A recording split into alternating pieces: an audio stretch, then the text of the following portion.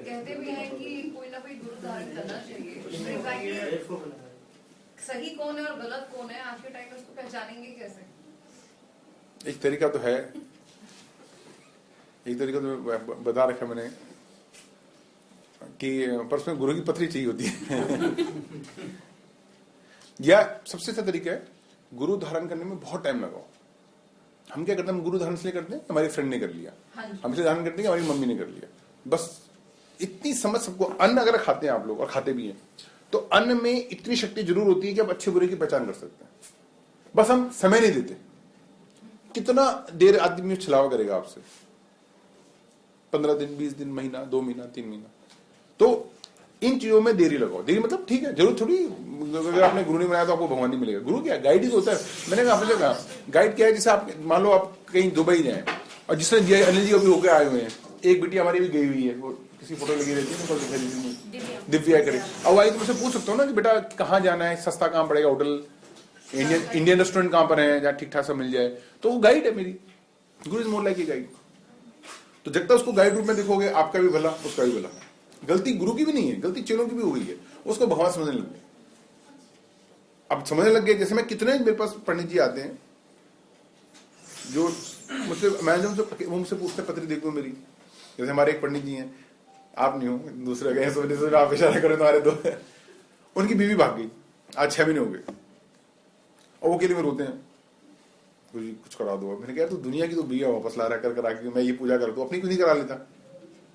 और वो पत्नी ही देखता है, और उनको हम भी बुलाते हैं कर्मकांड में, मतलब तुम समझी हुई तुम्हारे घर में उसी की पूजा कराई थी। अब प्रॉब्लम क्या है, कहते मैं हुई नहीं, मैं तो कहता हूं मैं ज्योतिषी नहीं हूं। आम आदमी पंडित शब्द से सोचता, पंडित मतलब सब कुछ है, 3 तरह के पंडित होते हैं, यहाँ पंडित जी बैठे ज्यादा जानते हैं। एक व्याकरण, एक कर्मकांड और एक ज्योतिष। ये 3 तरह की पीएचडी है अलग अलग। जो व्याकरण वाले होते हैं वो है जो प्रवचन करते हैं, गरुड़ पुराण कर लिया, वशिष्ठ पुराण कर लिया, नारद पुराण, हरिवंश पुराण।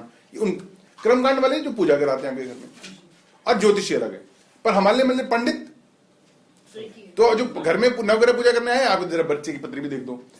अब जो पंडित मुझे नहीं आती, अरे क्या बात कर दिया यार, छोड़ो यार, छोड़ो देखो, और बेचारा क्या भी सच मुझे नहीं आती, अरे पंडित छोड़ो छोड़ो, अच्छा थोड़ा सा बताओ, और कुछ तो बता चाहिए, आपका शनि यहाँ बैठा है बारी, अब क्या करे बेचारा। तो उन्होंने मुझे अकेले में पूछा, जब मैंने कहा यार क्या कर रहे हो ये, तो बहुत अच्छी बात बोली, हम करें क्या।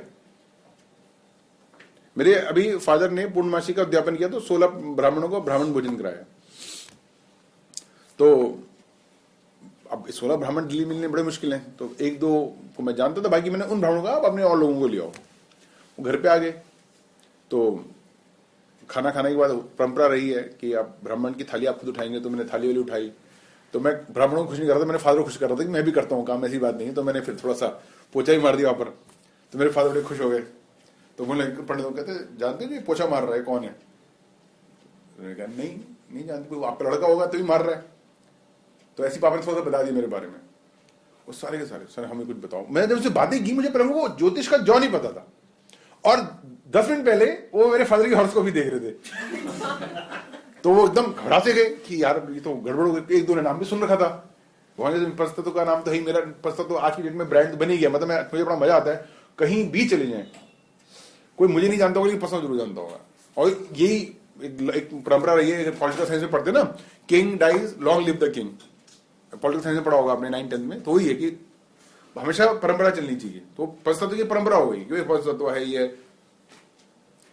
तो बाद में मैंने ये प्रश्न उनसे पूछा, मैंने कहा यार तुम तो अभी पत्री देख रहे, तुम पता नहीं क्या मेरे फादर का तुमने ऊपर नीचे कर दिया सारा। तब वो कहते हम करें क्या? तो ये भी सच है कि, और दूसरी बात मैं हमेशा बोलता हूं कि हमने पंडितों को उनका जो अधिकार था, उनको जो सम्मान होना चाहिए था, वो नहीं दिया। मैं भी उदयपुर 11 पंडित के साथ ले गया और अच्छी दिया उन लोगों पंडितों लेने, बाद मेरे आंसू आ गए उनके कमरा देख के। रमेश नगर में जितना ये अलमारी है ना, इतना इस कमरे में 5 पंडित रह गए हैं, आप सोच नहीं सकते। इसी में स्टेयरकेस भी है, और उसी में स्टेयरकेस भी, और स्टेयरकेस भी 12-12 इंच का, मतलब विदाउट एनी रेल, मतलब कोई 1.5 फीट का स्टेयरकेस। मैं तो चढ़ा भी नहीं ऊपर, मैंने कहा भैया मैं वो कहते ऊपर मैं नहीं ठीक हूँ, मतलब 12 इंच का था। तो मैंने कहा मैं चढ़ तो जाऊंगा, मैं उतरूंगा कैसे इसको, मतलब हाइट रेट का कुछ करने के लिए, मतलब 15-15 इंच की राइजर सोच लो, केवल 15 या 16 इंच की उसकी चढ़ाई और कोई हैंडल नहीं, कुछ नहीं, मतलब एकदम खड़ा है वो, जैसे आदमी ऐसे चढ़ता है। तो रीजन भी ही रहा। मैंने हमेशा कहा कि पूजा में मुझे सबसे गुस्सा उन लोगों पे आता है, अगर आप चाहोगे भी ना, जैसे आप पूजा है, आप जेब में हाथ डालो, क्या कुछ पैसे होते हैं, कोई दूसरा आ जाएगा, आंटी खास कर ले बेटा 1 रुपये ले, दे दे। अरे भैया मैं 500 देना चाहता हूं। देखा होगा जब भी आप पूजा की थाली आपके सामने आती है, आप अपने पर्स का सबसे छोटा नोट निकालते हैं। ये साइकोलॉजी पता नहीं किसने सिखा दिया हमें। हम 5 का 10 का ढूंढने की कोशिश करेंगे। तो अब मैं बता रहा हूं क्या करना। अली बार जब भी पूजा में जाना, मुझे याद करके, आप जो मुझे देते हो ना, मुझे मत देना, 500 का नोट सबसे ऊपर डाल देना, ताकि एटलीस्ट बाकी लोग अट्रैक्ट हो, यार ये भी बंदा है, सीधा 500 नोट निकालना, अब वो डाल देना। तब देख, क्योंकि हमारे यहाँ देख देख के भी लोग कर जाते हैं काम। जो भी सबसे बड़ा नोट हो, सब एक दिन मत खाना मैकडी में, हो गए 500 रुपये बराबर। इससे ज्यादा तो टिप दे देते हैं रेस्टोरेंट में। और देखा होगा हम 5 का 10 का, ऐसी मैंने शादी ब्याह में जाओ, मैं बोल भी रहा था आपसे कि सबसे मुश्किल काम होता है शादी कराना, इसलिए मैंने 7 साल पहले मैंने मेरे पास करनी है। सबसे पहले गणेश जी का आह्वान, पितरों का आह्वान, नांदी श्राद्ध। आपको पता होगा 2 तरह के श्राद्ध होते हैं, एक नांदी श्राद्ध और एक पितृ श्राद्ध। हर शुभ कार्य में नांदी श्राद्ध किया जाता है, कम लोग जानते हैं इस बात को कि श्राद्ध शुभ कार्य में भी किया जाता है। नांदी का मतलब है आनंद, आनंद कार्य, हर आनंद कार्य में श्राद्ध किया जाता है। पितरों को बुलाया गया, वो गया, अभी मतलब आप तो अभी इन्वाइट भी नहीं हो, मतलब यहाँ पूजा शुरू हो गई, फिर गणेश पूजा, लड़की को नहलाना, उसको तैयार करना, उसके सिर पे उसका सेहरा बांधना, सब पंडित के काम है। बरात लेके चलना, वहां जाके गेट पे द्वाराचार करना, वहीं आपको देखा होगा जब दोनों पंडित, उसके बाद फिर एक कराने, फिर लड़की वाला चलो वहीं फ्री हो गया, लड़की वाले को फिर बहू लेके आना, उसका वधु प्रवेश करवाना, वहां जाके जहां पूजा हुई थी उसका वो उतारा जाता है सेहरा। रूल क्या कहता है कि जब तक आप सेहरा दुल्हन को वापस लेकर आप सेहरा नहीं उतार सकते। पर क्या है, पहले आज क्या है, लंबी लंबी शादियां हो रही हैं, नहीं सेहरा नहीं उतारा जाता, सेहरा वापस आके वहीं को उतारा जाता जहां पे आपने पहना था। सेहरा उतार के सारे पितरों को वापस भेज के विसर्जन जिसे कहते हैं, तब जाके पंडित जी का काम खत्म होता है। कितने पैसे देते हैं? 1100 रुपए, 2100, 3100 रुपए। और मैंने कहा अब याद करो उस ढोल वाले को, इसका पैसे करके जीजा गड्डियां लगा रहा होता है, मेरे बड़ा गुस्सा आता है, छीन के पंडित या तुम कहां ढोल वाले से तुलना कर रहे हो। और करते हैं बिल्कुल, आप देखो ना शादियों में, जहां वीडियो कैमरा आपकी तरफ होगा, आप यूं खड़े हो जाते हो 500 नोट लेके, जब तक फोटो नहीं खींचे हटाते भी नहीं हो। ये भी एक नया धंधा हुआ है ना, ऐसे खड़ा हो जाएगा कि 500 नोट लेके फोटो आए ना, 500 नोट जरूर आना चाहिए। और लोग बकायदा गड्डियां रहती है। मैंने इतना पैसा देखा है शादियों ब्याहों में, इतना वो देखा है लुटते हुए, मतलब ढोल वाले 20-50 हजार मिल जाते, 2-3 हजार के बुक होते हैं। और मैंने को मुश्किल से जब 3 बार वो अरे वाह वाह वाह, हेलो बच्चे, भाई तो बड़ा बड़ा हो गया, भाई तो बड़ा हो गया है, अब तो टिकट टिकट देखने लग गया। हाँ क्या घूर के देख रहा है। आ जाओ बेटा, ये अच्छा तो दोनों चीजें। तो फिर क्या स्टार्ट हुआ हमारे समाज में? डर। डॉक्टर है, वो क्या करे, हम बिना डरे डराते। इसलिए मैंने कहा आज 90% बच्चे सजेरियन होते हैं क्योंकि डर है। तो डर का विज्ञान हो गया। पंडित क्या करता है? डर। अब कल ही हाँ हमारे आई ने भी, टॉनी वधवा जी हमारे वाइस प्रेसिडेंट है, उनको मैंने मना किया मत आ रहा, उनकी बेटी का आज कॉन्वोकेशन है एमईटी में। तो कॉन्वोकेशन होता है क्या, मुझे नहीं पता, पर चले जाना, कुछ होगा आज। तो उनकी वाइफ वो कहीं पत्री दिखाने गए किसी पंडित जी के पास, खुद ही बता दी उन्होंने, क्योंकि हमारे बहुत पुराने मित्र भी हैं यहाँ पर, कि कोई मुझे जबरदस्ती ले गया। मैंने नहीं, उनको पता, मुझे सफाई दे रही थी कि मैं मतलब आप बुरा मत माने, कहीं और भी जाएगा। मैंने नहीं, बिल्कुल जाओ, मजे लो। तो कह रहे जी किसी ने कहा कि पितृ दोष है। आज की डेट में इतना कॉमन हो गया पितृ दोष, और आज से काल सर्प योग। तो मैंने कहा आपकी वाइफ ने तो पूरा पढ़ा हुआ ज्योतिष वास्तु, कहते हैं वो तो नहीं मान ली, मैं डरी। उन्होंने कहा पितृ दोष का, उन्होंने कहा हर साल हरिद्वार जाओ या गया जाओ या नासिक जाओ, हर साल। मैंने भाई साहब जो लोग हरिद्वार में रहते हैं उनके तो मजे है, फिर तो बहुत ही बढ़िया। अब हमारा कमी क्या, हम क्यों लुटते हैं पिटते हैं? जब आप किसी तीरथ में जाते हैं बेटा, आप सोचते हैं मुझे आज ही सब कुछ मिल जाए। अब आज ही सब कुछ मिल जाए तो आप आज ये श्राद्ध भी कर लो, ये श्राद्ध भी कर लो, ये श्राद्ध भी कर लो, ये श्राद्ध भी कर लो, हम ऐसी बातें करते ही हैं। तो वो कंसर्न वहां आ जाती है कि अगर आपको लगता है कि हर साल में एक बार, और मैंने कहा कोई कभी आपको ही बता रहा हूं, कभी भी कोई पंडित जी आपको कहेंगे आपकी कुंडली में पितृदोष है, तो पहले मान के चलना कि वो कहीं ना कहीं गाली दे रहा है। पितृदोष का मतलब होता है कि आपके पितर, आपके दादा दादी, माँ बाप अगर नहीं है, वो आपको गालियां देंगे, सारे मर जाओ, खपो, तुम्हारे बच्चे ना हो। वो तभी हो सकता है जब तुमने उनको इतना परेशान किया होगा। पितृदोष का सीधे से मतलब ये है कि उनका कर्स, दोष मीन्स कर्स। तो कर्स तभी हो सकता है जब आपने फिर ऐसे कुकर्म किया हो कि वो मर गया और कहते बेटा अब तुम मरो, तो मेरे को मुझे बोले पितृदोष, मैं तो उसको हाथ पकड़ लूं। और मैं हमेशा बताया, आप रिपीट भी करो, बात से सभी को आता होगा, कुछ नहीं होता पितृदोष। पंचम भाव से सूर्य 2, 6, 8, 12 नहीं होना चाहिए, बस एक शर्त। पंचम भाव से सूर्य 2, 6, 8, 12 नहीं होना चाहिए, पहली शर्त है। फिफ्थ हाउस से, नॉट फ्रॉम द लग्न। और दूसरी शर्त, मैं 2 लगेंगी तब। और दूसरा कि आप सूर्य की महादशा या अंतरदशा में पैदा नहीं होने चाहिए, जिसको हम कहते हैं गर्भारिश दशा। तो अगर मान लो कि अब उनकी वाइफ पैदा हुई थी शुक्र में, मंगल था, तो मैंने कहा तो देखने की जरूरत नहीं सेकंड कंडीशन। पितृदोष तभी हो सकता है जब आपकी गर्भारिश दशा कहते हैं, जब आप पैदा हुए थे, किस दशा में आप पैदा हुए, जब आपकी महादशा अंतरदशा सूर्य की हो। महादशा से 6, 8, 12 और अंतरदशा से 2, 12, इसलिए मैंने 2, 6, 8, 12 कह दिया। दूसरे शब्दों में बोलो तो किन किन का पितृदोष हो सकता है, वो भी। फिफ्थ हाउस कौन सा होता है, ये जैसे 2 ये वाला, 1, 2, 3, 4, 5, 6 ये वाला, 7, 8, 9, 10, 11, 12। यानी जब, दूसरे शब्दों में बोलो, जब 6th में, 10th में, 12th में या 4th में सूर्य हो। जैसे मेरी कुंडली में आ गया 4th में सूर्य, एक कंडीशन लग गई पर मैं सूर्य के अंतरिक्ष में पैदा नहीं हुआ। तो दोनों कंडीशन ऐसे नहीं, एक दोनों साथ लगनी चाहिए। अब देखिए ना, जैसे मेरी कुंडली में सूर्य यहां पर है, तो अब मेरा एक कंडीशन लग गई कि 6th से 12th है।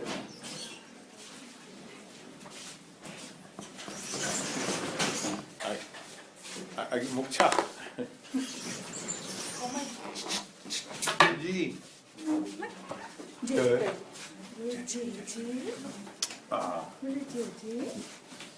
खुश है, ठीक है। अच्छा,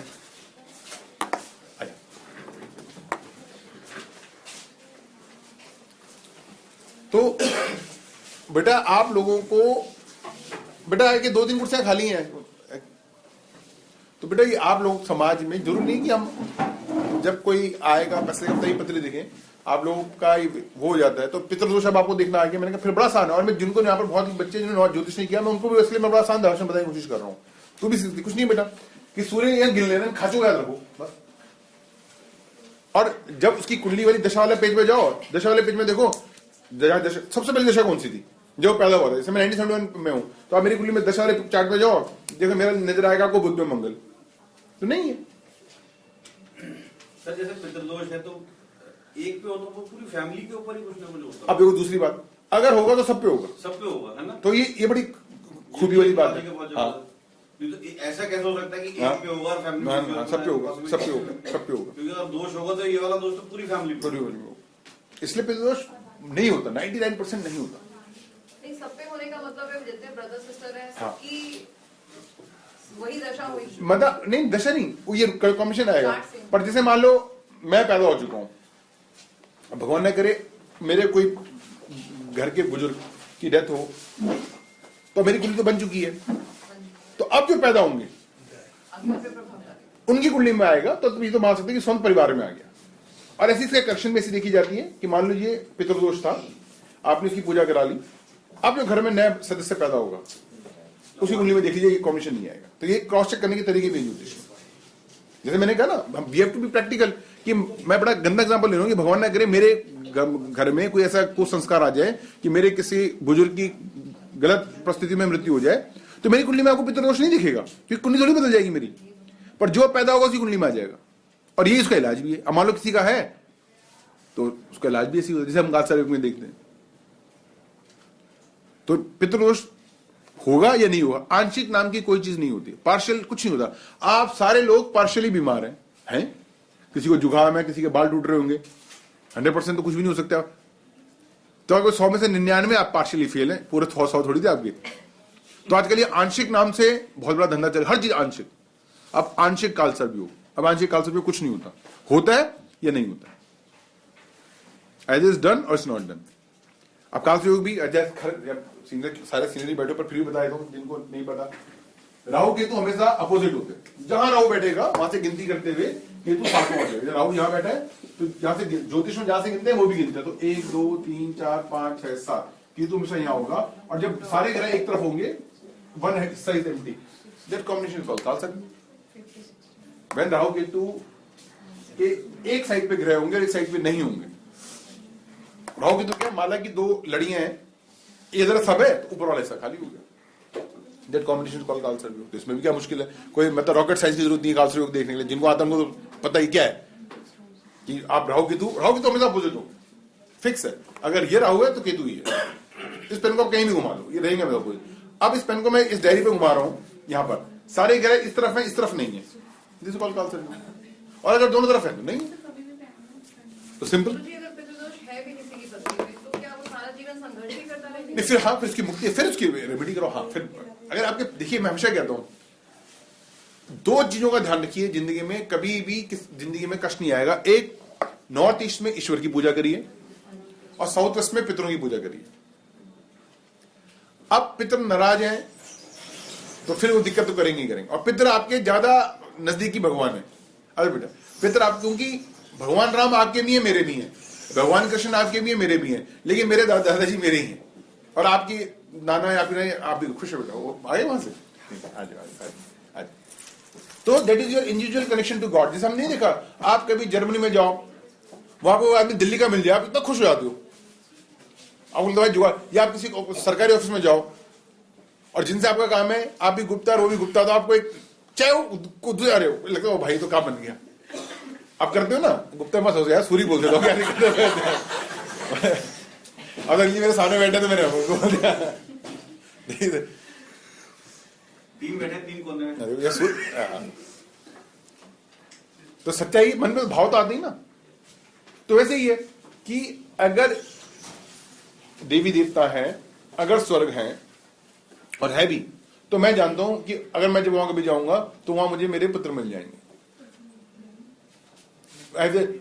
और मैंने भी रिसर्च किया और ये डिस्कवरीज कर भी रिसर्च हुआ है कि जब भी आपका नियर फैटल एक्सीडेंट हुआ है या आपका ऑपरेशन हुआ है, जहां 12 घंटे का ऑपरेशन या 10 घंटे का ऑपरेशन और आपको एनेस्थीसिया दिया जाता है, तो लोग अपना ऑपरेशन देखते हैं, लोग याद करते मुझे अपने पितर दिख रहे थे।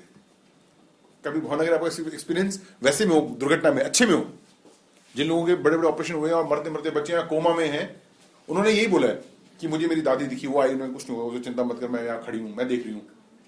ऐसी बहुत बड़ी सच्चाई। और ये मैंने कहा ना फॉर्चुनेट, क्योंकि पहले इसके बड़ा गंदा एक्सीडेंट होना चाहिए, तो मैं होना उसलिए मेरे लिए मेरा हो चुका है।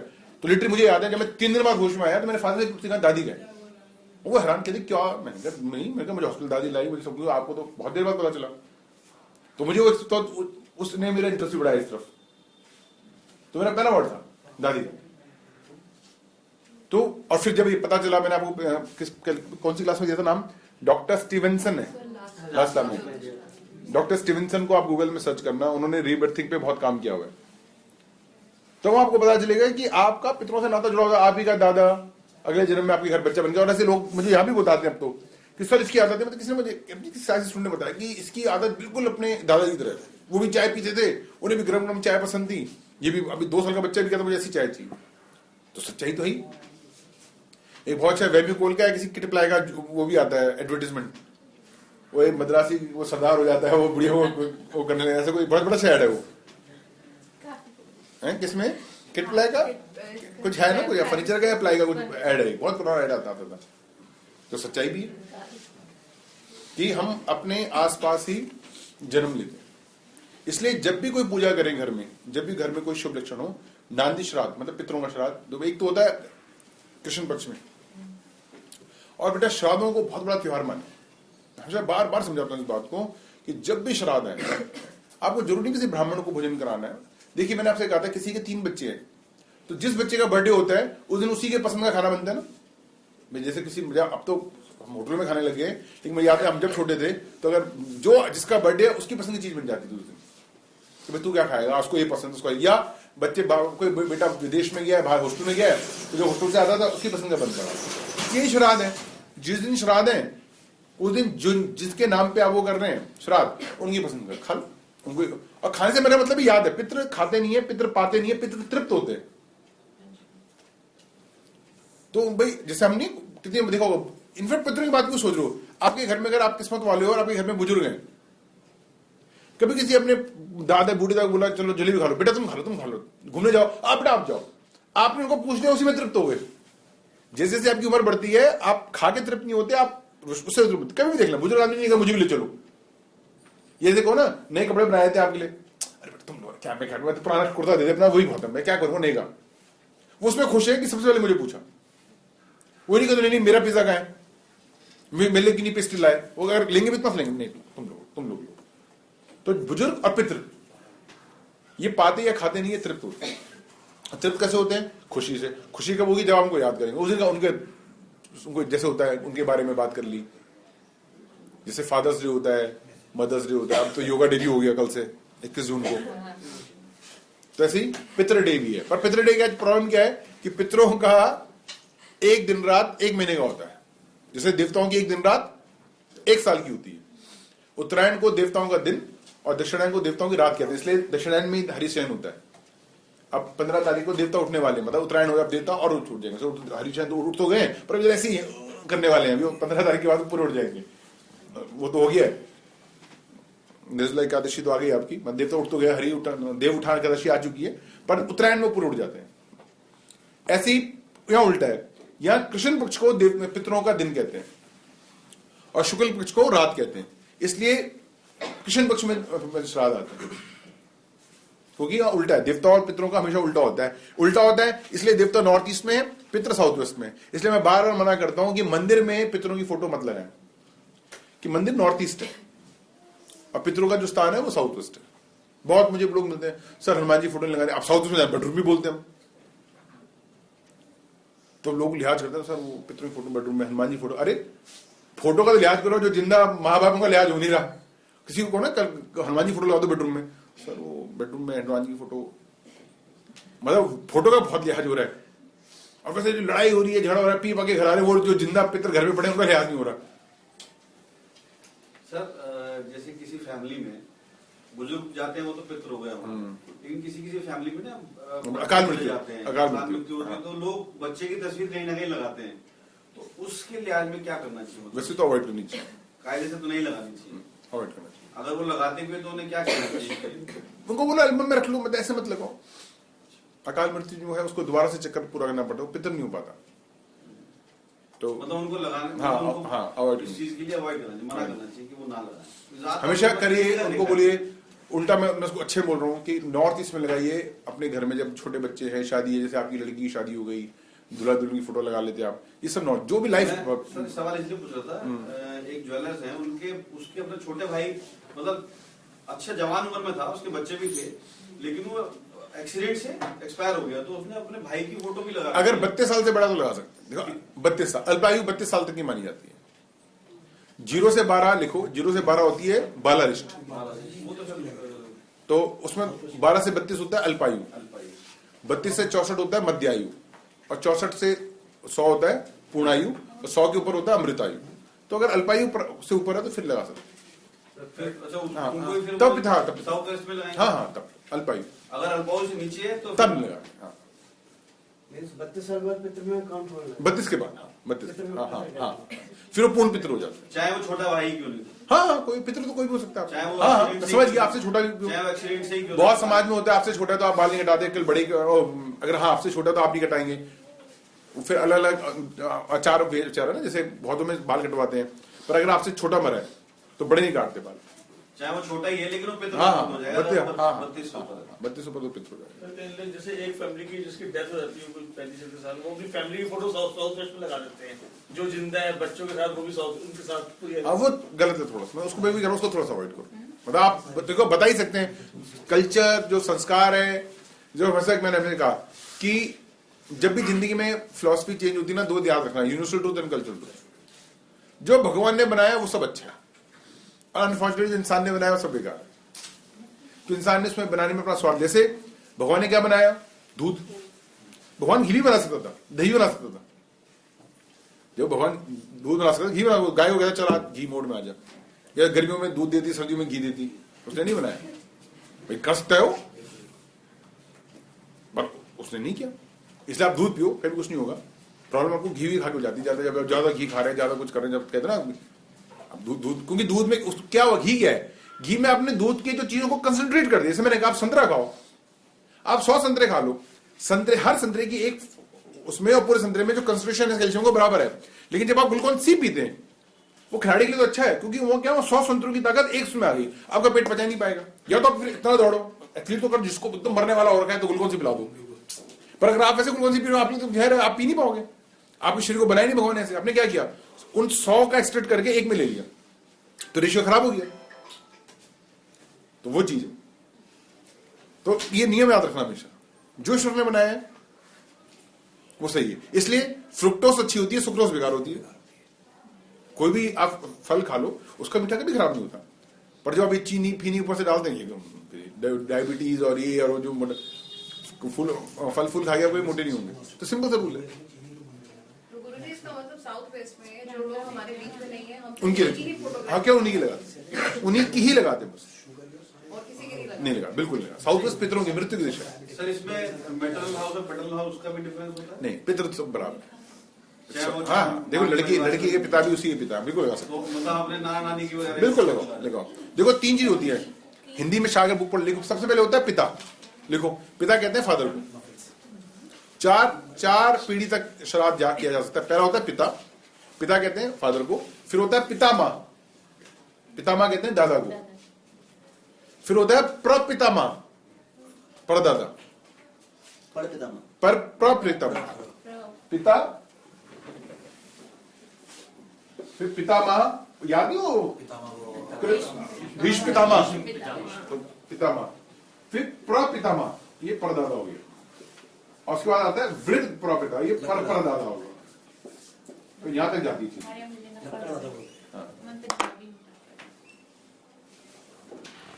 यहाँ तक 4 जनरेशन तक कर सकते हैं। पर अगर आपके माँ बाप जिंदा हैं तो आप श्राद्ध नहीं कर सकते, तर्पण दे सकते। जैसे आप किसी तीर्थ में, जैसे याद होगा अल्केश गया था, प्रियंका गई थी मेरे साथ, और बच्चे थे और माँ बाप भी है, तो इन्होंने, मैंने इनका वहां पर तर्पण कराया इनके पितरों का, श्राद्ध नहीं करा। श्राद्ध नहीं कर सकते आप, जब तक आपके माँ बाप जीवित हैं आप श्राद्ध नहीं कर सकते। ये भी बहुत इंपॉर्टेंट बात, आप श्राद्ध करना उल्टा पड़ जाता है। श्राद्ध तभी कर सकते हैं जब आपकी माँ जीवित तक, यहीं तक तो श्राद्ध कौन करेंगे, आपके माँ बाप। हाँ, आप किसी तीर्थ में जाए, हरिद्वार जाए, आप गंगा अंजलि लेके तर्पण कर दे उनके नाम पे, तर्पण कर सकते हैं। तो तर्पण अलग चीज होती है, श्राद्ध अलग चीज होती है। ऐसे यज्ञ और हवन, हवन आप रोज कर सकते हैं और करते भी। जो गायत्री परिवार वाले हैं, आज अमित है हुआ है, गायत्री वहां हवन होता है। हवन और यज्ञ में क्या फर्क है, हवन होता है जब आप अग्नि में घी की आहुति देते हैं, दैट इज कॉल्ड हवन। तो आप रोज दे सकते हैं। लोग करते भी ये छोटा सा हवन, ये हवन की आपने थोड़ा सा लगाई और हवन कर लिया, जो बहुत लोग करते हैं हवन, गायत्री परिवार वाले बहुत करते हैं। लेकिन यज्ञ जो है ये यज्ञ धातु से बना है, यज्ञ धातु से बना है। इसमें 3 शब्द आते हैं। सबसे पहले ईश्वर की पूजा, मतलब किसी यज्ञ करें किसी देवता के, जैसे अश्वमेघ यज्ञ, नारायण बलि यज्ञ, संतान गोपाल यज्ञ, किसी भी जगह महामृत्युंजय यज्ञ, तो किसी पर्पस के लिए किया जाता है। पर्पस के लिए किया जाता है। और उसमें 3 चीजें चाहिए, मतलब हवन तो आप रोज कर लो। हवन में क्या है, आपने जो बनाया, जैसे लोग क्या करते हैं आजकल, जो अच्छा तरीका है वो भी कि गैस के चूल्हे में जो डाला वही डाल दिया सबसे पहले, उसमें अग्नि हो गई। बहुत है, करना भी चाहिए। खीर वीर मीठा बनाया, उसी में डाल दिया। लिया कुछ लोग रोटी में घी लगा के रोटी को उसके ऊपर जला देते हैं, गैस के चूल्हे पर। ये बहुत तरीका है, गैस के चूल्हे बहुत लोग करते हैं। आज का शॉर्टकट चल सकता है, आज का पैक नहीं चल रहे, पैक खरीदो लगा तो पहले वही चीज है, ये पैक है कि फिर भी ठीक है, कुछ नहीं से कुछ मिला। क्योंकि जो अग्नि में जो घी जलने की वो चीज, मुझे तो वो चाहिए थी। अब आप वैसे नहीं करो, ऐसे कर लो। हमने भी कर रखा पसंद, हम जो आपको धूप देते हैं वो हवन नहीं है, उसमें सारी हवन की सामग्री डाल दी और धूप जलाओगे, अग्नि भी आ गई तो हो गया। तो जो वास्तु धूप में हमेशा कहता हूँ कि वास्तु धूप जला लो, घर में कोई अशुद्धि है, नेगेटिविटी है, बीमारी है, क्लीन करना है, अब हवन जलाओ, हवन कर लो।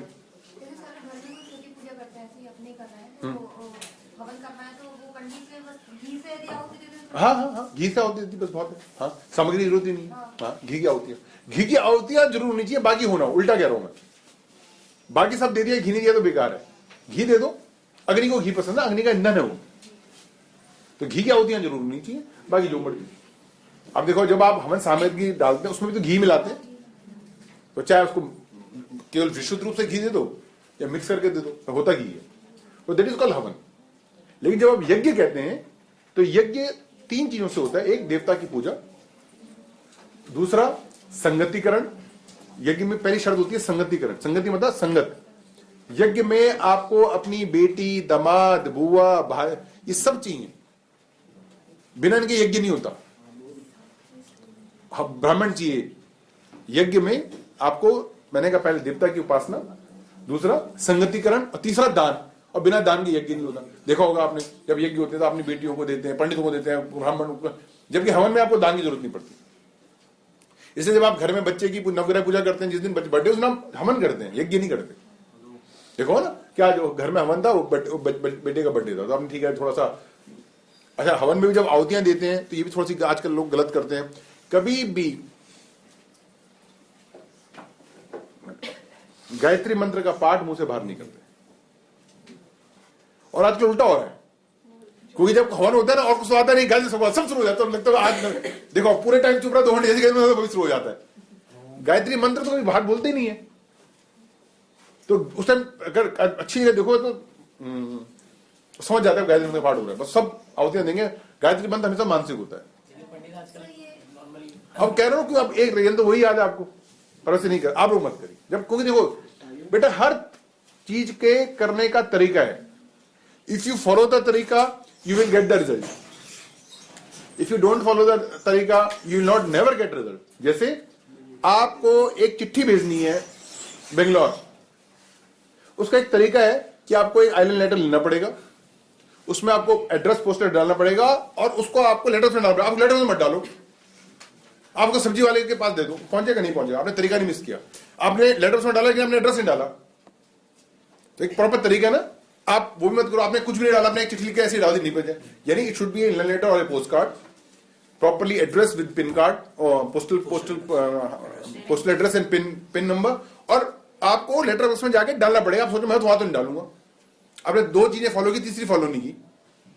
आपने घर जाके किसी और के उसमें डस्टबिन में डाल के भागे, क्या बक्स में तो डालना है, तो लेटर बॉक्स की वजह डस्टबिन बॉक्स में डाल दिया आपने, आपका लेटर नहीं पहुंचेगा। ऐसे ही किसी को गोली मारनी है तो तरीका क्या है, रिवॉल्वर तो गोली मारो। अब आप क्या करो, तरीका बदल दो, आप गोली हाथ में लो, ऐसे उछालो, डंडे से मारो करके, मर जाएगा आदमी, नहीं मरेगा, क्योंकि आपने क्या, गोली भी थी, आपकी इंटेंशन में। अब आप कितनी बहुत इंटेंशन बहुत अच्छी है, तो मेरी इंटेंशन मारने की आपको, और मेरे पास सामान भी है, सारा एक सामान है, मेरे पास गोली भी है, क्या नहीं मेरे पास तरीका। क्या मैं क्या करूं, गोली को ऐसे लेकिन शाम मार रहा हूं, ले, जब तो रिवॉल्वर से नहीं निकलेगी, जब तो प्रॉपर तरीके से नहीं जाएगी, it will not do the impact. कौन कौन से मंत्र मतलब हमें ऐसे नहीं बोलने चाहिए? केवल गायत्री मंत्र और गुरु मंत्र। सर, गुरु मंत्र में आहुति दी जा सकती है? हाँ बिल्कुल दी जा सकती है, मन के अंदर, मन के अंदर, मन के अंदर। सर, जैसे आहुति देते हैं तो वो साइड में पानी का बर्तन रख के वो हाँ, वो जो स्वाहा बोल सकते हैं मंत्र। हाँ, स्वाहा ही बोलते हैं, स्वाहा से पता चल रहा है, हाँ स्वाहा बोलते हैं। स्वा का मतलब नमस्कार। आप जो नमस्कार, स्वा मतलब ठीक है दिया, या नमस्कार ही बोला जाता है, सौदा को वैसे नमस्कार बोलते हैं, स्वा मतलब दे दिया। तो बिल्कुल ये बेटा, बिल्कुल कि आप आहुति जो है मन के अंदर, गुरु मंत्र जब बोलते हैं, रूल भी हमारे वैसे भी मंत्र का, वैसे जो कभी भी स्तोत्र और आरती ये मुंह के बाहर होती है। जैसे आप विष्णु स्तोत्र पढ़ते हैं, आपका रेफरेंस आ भी गया, वो आगे वहां से गए थे बेटी। अच्छा, हमें सबको बता दिया कि टॉनी जी कॉन्वोकेशन में है। तो हमेशा ये भी है कि हमेशा स्तोत्र और आरती, ये उच्चारण जितनी तेज आवाज आपकी गा हनुमान जैसे देखा वो लोग कितने तेज गाते हैं, लेकिन मंत्र का पाठ हमेशा मुंह के अंदर ये बुदबुदाते होता है, मंत्र का तेज नहीं होता। अगर महाभारत में करो ना तो ऐसे करके होता है। देख कभी मुझे तुम प्रियंका नोट करेंगे, कभी मंत्र पूरा नहीं बोलूंगा, बुदबुदाऊंगा। बुदबुदाना मतलब इस टाइप से होगा, मंत्र का उच्चारण पूरा नहीं होता। हाँ, अगर आप पढ़ा रहे हैं, जैसे मैं आपको कोई पढ़ा दो अलग बात है, अगर ऐसे बोलूंगा तो समझोगे क्या मैं बोला गया। पर जब आप अपनी नित्य पूजा में मंत्र का उच्चारण मन के अंदर या बुदबुदाते हुए, और स्तोत्र और आरती वो खुल के, जितना मतलब आपके लंग्स में पावर है वो खुल क्यों नहीं चाहिए? इसलिए आरती देखिए होगा जो ओम जय जय जिसको आप तेज तेज गाते हैं, गाने भी चाहिए। स्त्रोत आप स्तोत्र और आरती आप गा के- हाँ गा के, जैसे आप राम रक्षा स्त्रोत पढ़ते हैं, आप आदित्य स्त्रोत करते हैं, आप स्त्रोत का मतलब ही है तभी, लेकिन मंत्र मंत्र बुद्ध के कोई भी मंत्र कोई भी मंत्र मतलब बुद्ध के, जैसे आपने देखा होगा आप और दौर जब आप मुझसे ज्योतिष के मंत्र भी लेते हैं नव ग्रहों के, लोग पूछते हैं मैं ही का तो मन के अंदर करना है, या आप जितने भी कभी मंत्र किए होंगे गुरु का तो कभी नहीं बोलता मुझे बाहर करो, तो मन के अंदर कर लेना। जब ज्यादा अगर आपको लगता है कि नहीं प्रैक्टिस नहीं हो पा रही, या तो फिर देखा है किसी महापुरुष को देखना, वैसे करता रहेगा। एक क्वेश्चन और आया था बहुत पहले, क्या हम हमेशा भगवान का मंत्र कर सकते हैं? तो उसका एक उत्तर गुरुजी देते थे कि आप चाय पीते पीते राम राम राम राम का जाप कर सकते हैं, पर आप राम राम का जाप करते हुए चाय नहीं पी सकते। कोई फर्क दिखा इसमें?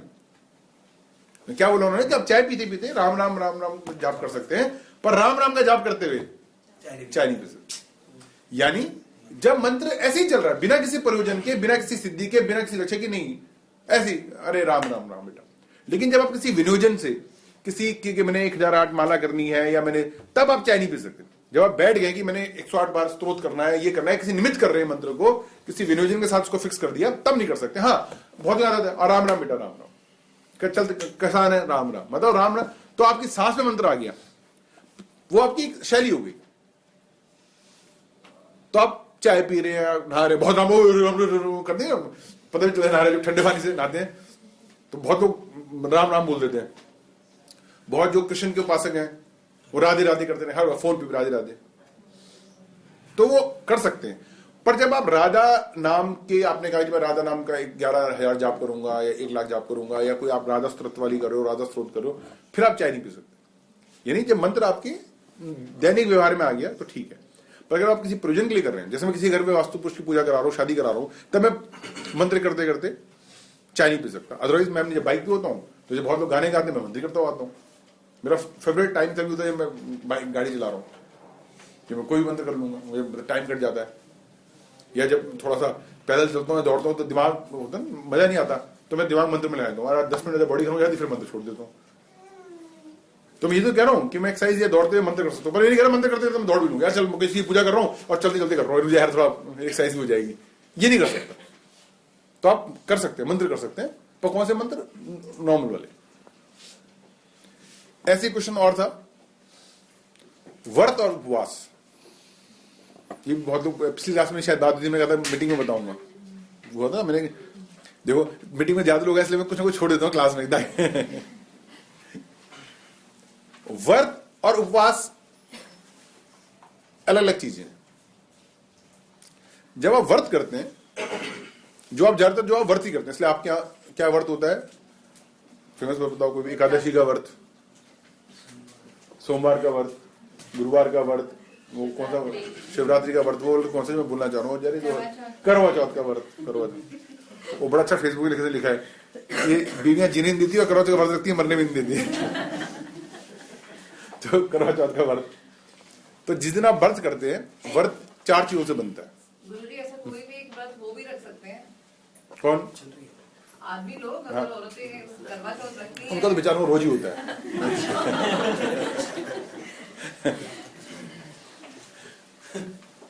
हल्के से टिप्पणी नहीं की सकते। भाई साहब वो सुन रहे कुछ और कर रहे थे। अब रेखा की रिकॉर्डिंग हो रही है, सब मैं टिप्पणी नहीं कर सकता। ये बोल के आपने क्लास में चुप रहता हूँ। जो जिसके आगे व्रत लग गया, अब बड़ा टफ है, इसके बाद आप बताना आपने कितने व्रत किया आज तक। व्रत की सबसे पहली चीज होती है जो आपने मान ली, जो आप कर लेते हैं, भूखे रहना, but that is only one of the condition. दूसरी होती है झूठ ना बोलना, व्रत दिन आप झूठ नहीं बोल सकते।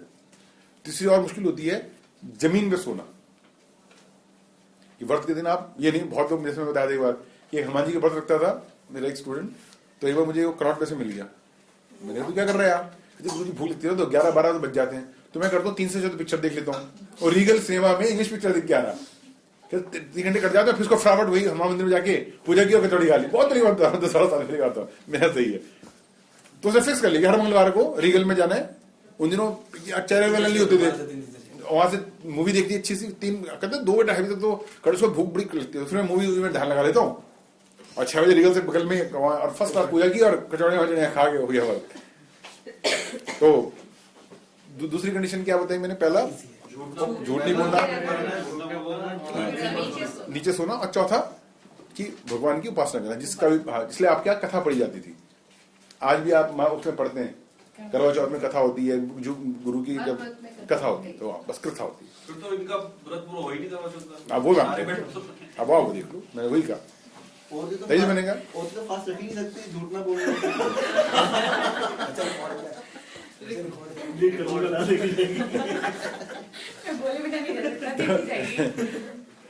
तब ये तो हुआ व्रत। अरे जगह नहीं बेटा, वो सोफा बाहर की तरफ कर दो, उस बिटिया के लिए खड़ा है या सोन बोर्ड पर तो ज्यादा कुर्सी।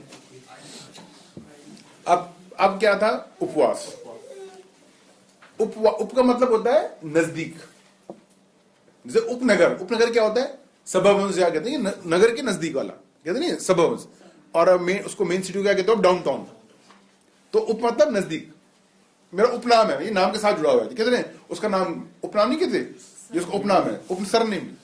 उपनाम नहीं, उपनाम होता है जैसे शहर नहीं रखते, पथिक, अकेला, जैसे मतलब उसके नाम से जाना जाता है। ये शहरों के धंधे ज्यादा होते हैं, उर्फ करके। तो उर्फ भी कह सकते हो, यहाँ पर उपनाम उसी को कहते हैं।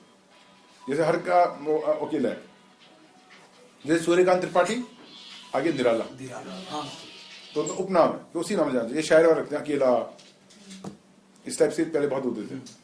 तो उप मतलब नजदीक, तो उपवास, और वास मतलब वास करना। तो किसके नजदीक वास करना? ईश्वर के नजदीक। तो उपवास तभी हो सकता है जब आप किसी मंदिर में रहें या किसी तीर्थ में रहें, तभी उपवास हो सकता है आपका। इसलिए लोग कुंभ में उपवास करते हैं, वो तीर्थ क्षेत्र में, वहां 40 दिन 10 दिन जो भी उन्होंने संकल्प किया है कि वहां 11 दिन उपवास करेंगे, वहीं के भोजन करेंगे, वहीं अगर आप कभी कुंभ जाए। और प्लीज अगली बार जब भी अगली बार कुंभ होगा, जाके देखो, पूरा वर्ल्ड आता है वहां इंडियन छोड़ के। ये कितनी बड़ी विडंबना है। इलाहाबाद में लगता है, देहरादून में, बद्रीनाथ, हरिद्वार में लगता है, उज्जैन में लगता है, अब अगला उज्जैन में लगेगा, सिंगस गुरु आ गया, उज्जैन में लगेगा। मैंने आपको बताया था जब भी हम गए थे तब वहाँ लगा था ना। हाँ 12 साल 12 साल पहले गए। 12 साल पहले गए थे। इससे पुराने होते जाए, इसमें रिपीट पहले था कि 12 साल तक लड़की की शादी नहीं होगी, 1 साल तक लड़की की शादी नहीं होगी, फिर दोबारा में शादी हैं? सीरीज ग्रुप में शादी नहीं होती ना सर। हाँ। तो पहले जब एक टाइम में पढ़ाया करते, अगले 1 साल तक शादी नहीं होगी लड़की किसी की, मतलब लड़के की शादी नहीं होगी, फिर आगे संग। फिर आगे 12 साल पूरे पढ़ हो गए। तो जब कुंभ कब आता है? बड़ा आसान है, जब भी गुरु स्थिर राशि में आता है उस साल संगस गुरु होता है। स्थिर राशि कौन सी होती है? 2, 5, 8, 11। तो जब भी गुरु वृष राशि में आएगा, सिंह में आएगा, वृश्चिक में आएगा और कुंभ में आएगा। तो अभी गुरु कहाँ आने वाला है? सिंह में आने वाला है, तो गुरु आपका फिर कुंभ आ रहा है। हर 3 साल में आएगा, क्योंकि गुरु की राशि में 1 साल रहता है। जब गुरु लास्ट राशि 11 में आता है, उसको महाकुंभ कहते हैं, जो हरिद्वार में हुआ था अभी 2010 में। तो सिंहस्थ गुरु। तो एक बार जाके देखो, जब तक आप जाओगे नहीं, यू नॉट फील हो क्या चीज है। जैसे आप देखो, किसी का भी कथक वथक या वालिन को टीवी में सुनो, आप 2 मिनट से ज्यादा नृत्य चैनल बदल देते हैं।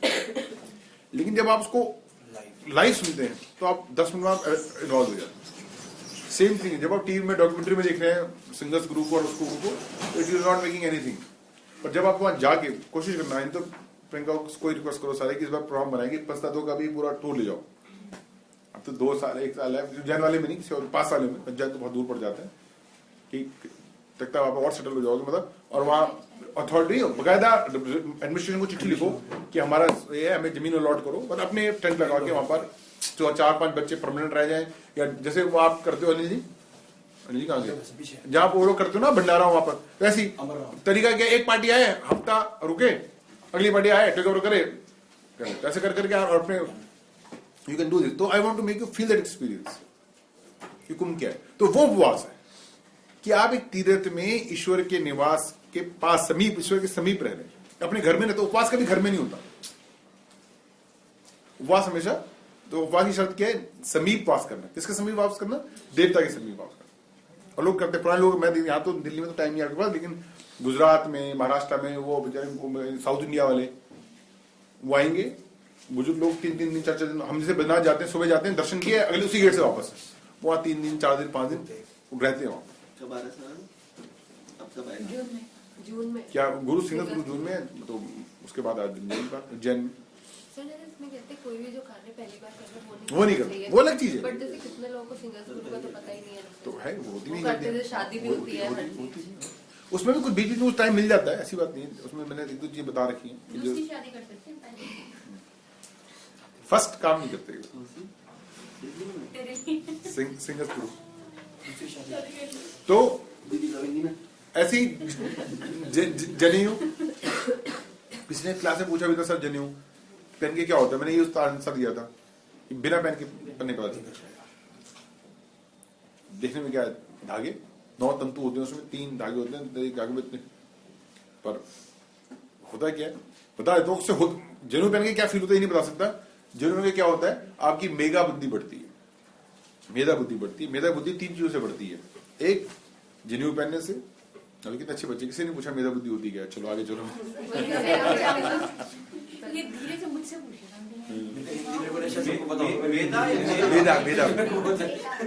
मेधा बुद्धि ये आपने एक बार सुन लिया, आपको सब याद हो गया, इसको और मेधा बुद्धि।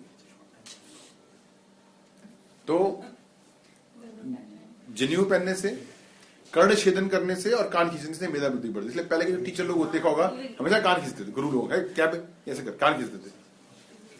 तो आजकल तो कान खींचना तो वो है, लेकिन खुद ही खींच लिया करो थोड़े थोड़े अपने ऐसे करके, दोनों खींच लो, क्योंकि एक एनालिटिकल माइंड है, एक क्रिएटिव माइंड है। बेटा जनेऊ भी पहना है, कान भी छेदा हुआ है। मैंने कहा वो आई नहीं, कान खींचती रहेंगी तेरे, तो मुझे अब बुद्धि आ जाएगी। कान सर दोनों छेदने होते हैं? एक दोनों छेद तो ज्यादा अच्छा, दोनों शादी में दूसरे लेफ्ट छेद थे, दोनों लेफ्ट ये राइट को, राइट राइट लेफ्ट को।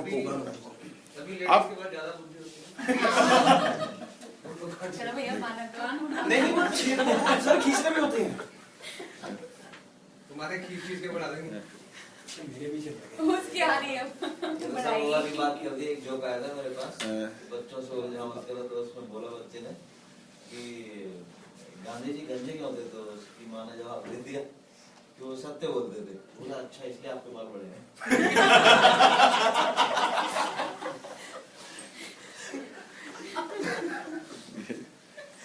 मुझे लग रहा है लेडीज डे है, लग रहा है लेडीज डे है। नहीं, अगर एलकेएस क्लास में तो रोज लेडीज डे होता है।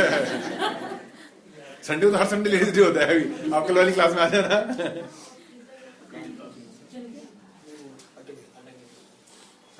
पर ये है कि हाँ, भगवान ने स्त्रियों को ज्यादा शक्ति दी है। जो 6th सेंस होती है, जो किसी चीज को पहचानने की, वो स्त्रियों के पास ज्यादा है। शायद इसलिए जो टोनी जी कह रहा हूँ, क्या ठीक है बेटा, होते हैं, पर वो सेकंड पहले पहनो तो सही। मतलब जैसे गाड़ी चलाना सीखो, उसके बाद बेल्ट बता, मतलब होता है परहेज, मैं ये नहीं मना कर रहा, पर हम परहेज के चक्कर में पहनते ही नहीं। ऐसे जूते पहनने का भी एक नियम है। अगर आप किसी अंग्रेज से, जब फौज में अगर आप कर्नल बन जाओ, तो आपको जूते बनाने वाला आएगा, वो पहले लेफ्ट बनाएगा, उसके ऊपर एक डंडे से उसके ऐसे करके बनाएगा। और हमने यूं खचा भज्जा से तो आज तक पीछे से मारा जूता सीधा बाहर, तो कहां परहेज है? तो परहेज और नियम तो सेकंड स्टेज है, लेकिन हम डर के मारे। और वो परहेज is to give you more power. जैसे होता है ना कि आप गाड़ी अगर ढंग से चलाते हो, लुब्रिकेंट सही है, तो ज्यादा माइलेज दे देगी, पर पहले हम पहने तो सही, तो वो डिफरेंस है। लेकिन हमको हाँ, बाएं से इधर से। हाँ, उपनयन संस्कार के बाद पहन सकते हैं। स्त्रियां अगर वेद पढ़ती हैं तो वो बिल्कुल जनेऊ पे कहीं नहीं मना रखा कि जनेऊ नहीं पहन सकते। मैंने इस बात बिल्कुल पहना, यहाँ पे तो बहुत पहन भी रखा, हमारी बहुत बच्चियों ने। बिल्कुल पहनना चाहिए। इनफैक्ट विवाह के समय स्त्री अपने आप ही अधिकारिणी बन, जैसे उसका विवाह हो जाता है वो जनेऊ पहनने की अधिकारिणी बन जाती है। और अगर विवाह से पहले पहनना करती है तो अगर वेद पुराण ज्योतिष पढ़ती है तो वो भी पहन सकती है।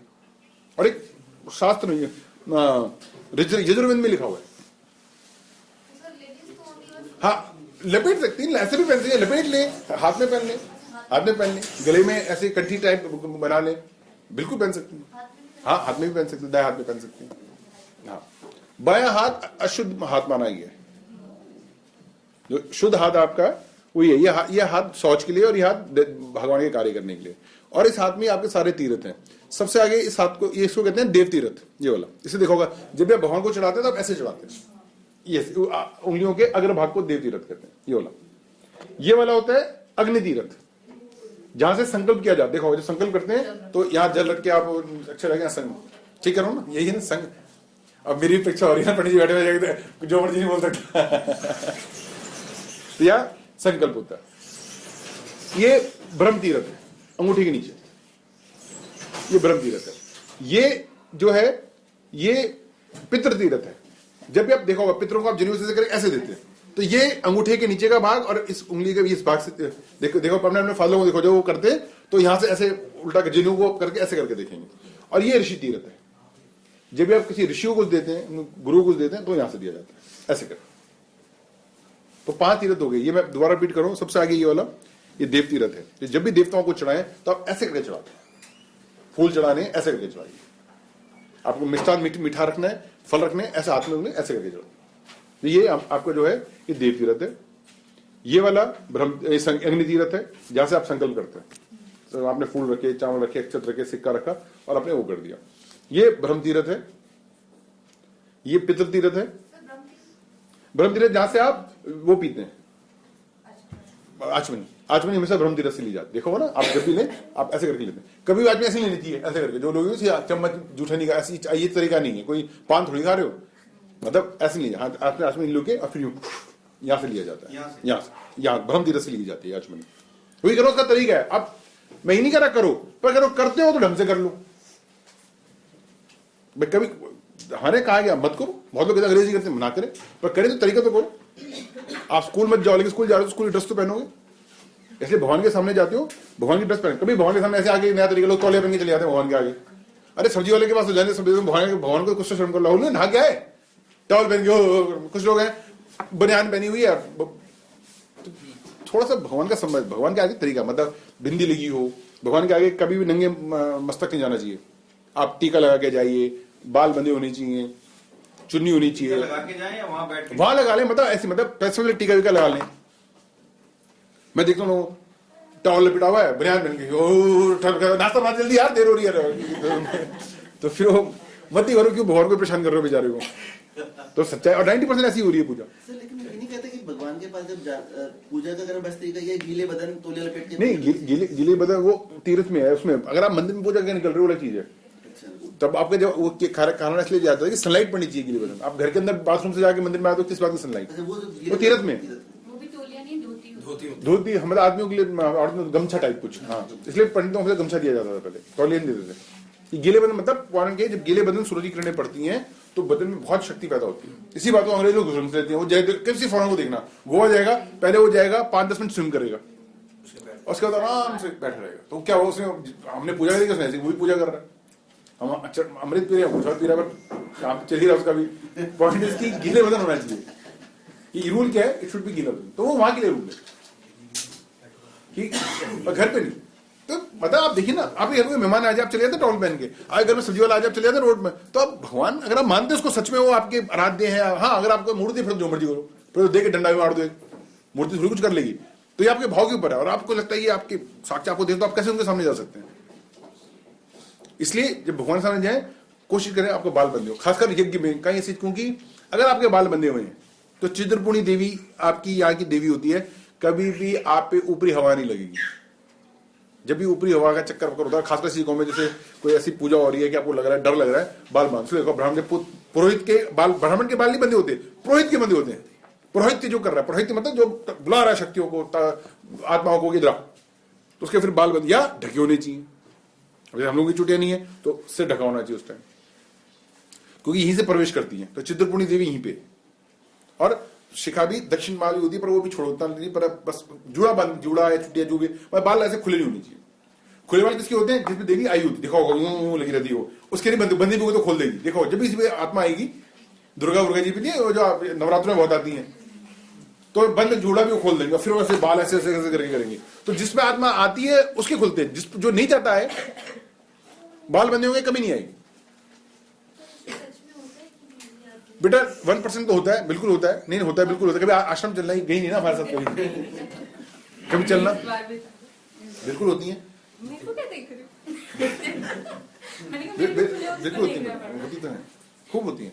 सर यही तो है ना गुरुजी कि किसी बात को कोई सच बोलता है और किसी बात को कोई रीजन देके बोलता है कि ये सब नहीं होता, तो इसलिए विश्वास। इसका तरीका मैं बताता हूँ ना। देखिए आपसे कोई नहीं करे ना करें, आप जिस बात पे कर उसकी थोड़ी सी उस पर रिसर्च कर ले। हम लोग क्या करते हैं, मान जाते हैं। मैंने तो यही कहा, आप हमेशा प्रश्न आपके मन में होना चाहिए, ऐसे प्रूव करो।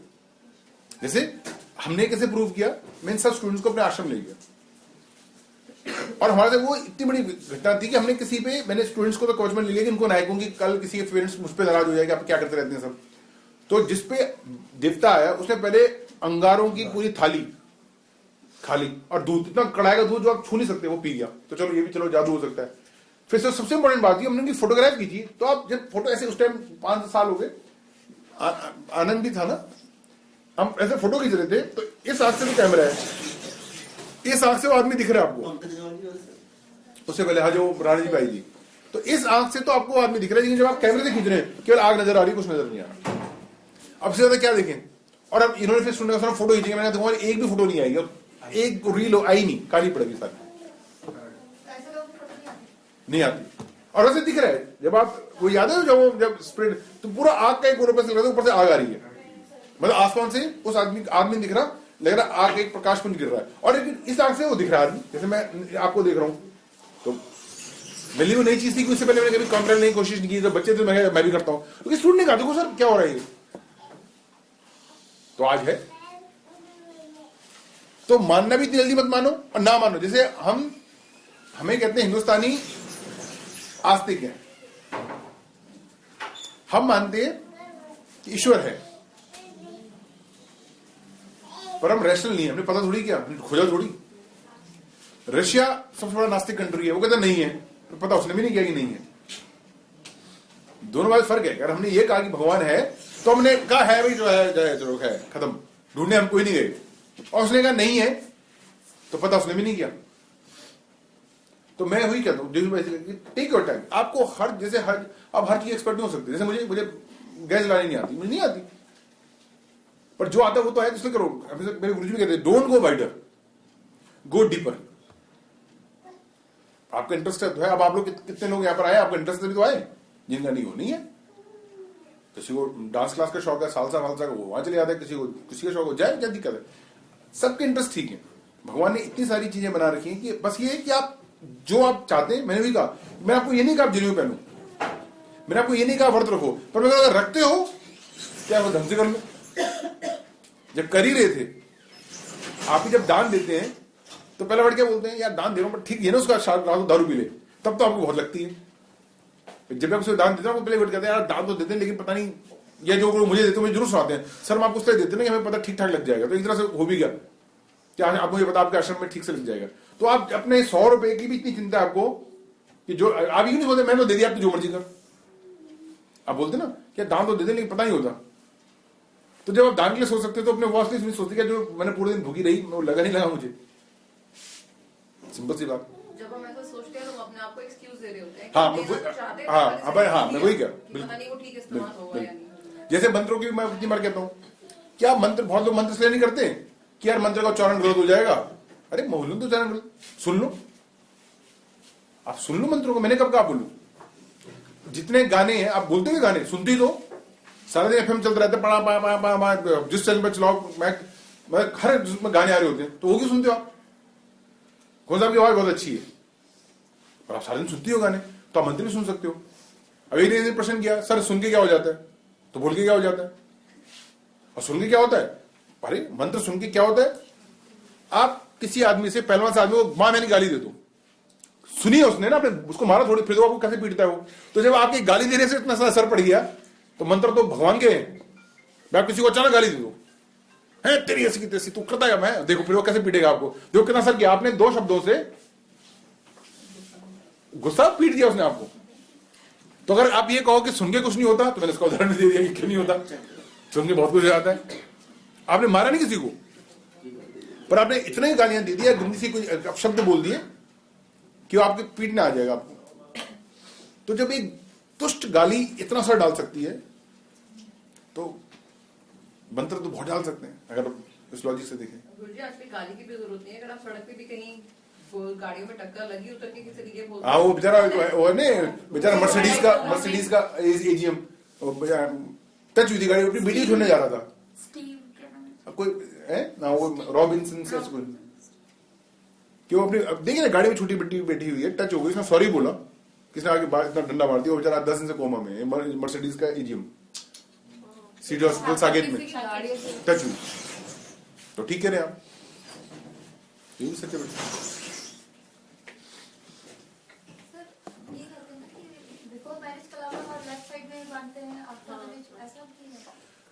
वैसे हाँ संस्कार यही है, पर कायदे से ही मानना चाहिए।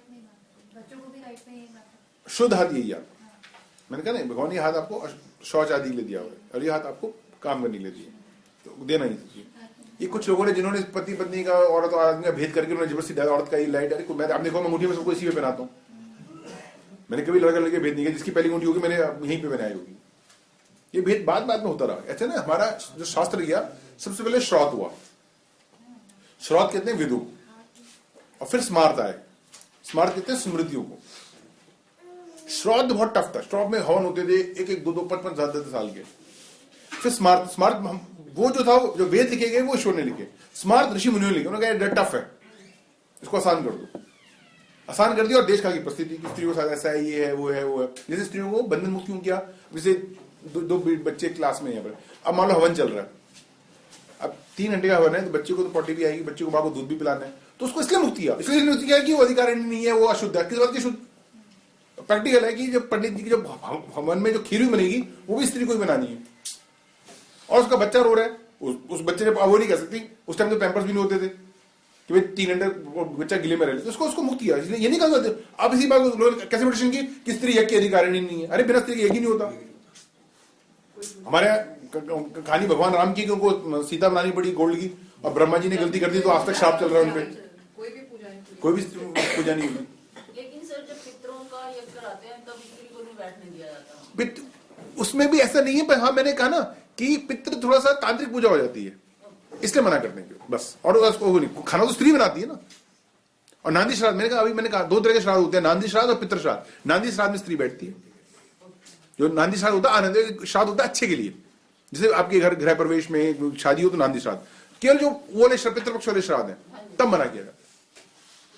तब मैंने कहा थोड़ा तंत्र का है, तंत्र भी 3 तरह के तंत्र माने गए हैं। तंत्र शब्द मना है तनु धातु से, तंत्र शब्द की उत्पत्ति हुई है तनु से, तनु कहते हैं शरीर को, तो शरीर की सीमाओं को बढ़ाना, to go beyond the limitation of body, it is called tantra. शरीर की, अब इसी बात को अलग अलग शास्त्रों में अलग अलग कहा गया है कि शरीर की सीमाओं का विस्तार करना या शरीर की सीमाओं से बाहर आ जाना। जैसे आपको यहां से गुड़गांव जाना है, आप गाड़ी से जाएंगे, बाइक से जाएंगे, 1 घंटे पहुंचेंगे, लेकिन आपने तंत्र किया और सीधा आप गुड़गांव पहुंच गए, आपको जैसे शरीर खत्म, लिमिटेशन खत्म। आप ड्रीम में कहां पहुंच जाते हैं, बुढ़ापे में, बचपन में, यूएस, कहीं सपने में। क्यों? क्योंकि सपने में क्या साथ नहीं होता, शरीर साथ नहीं होता, तंत्र हुई।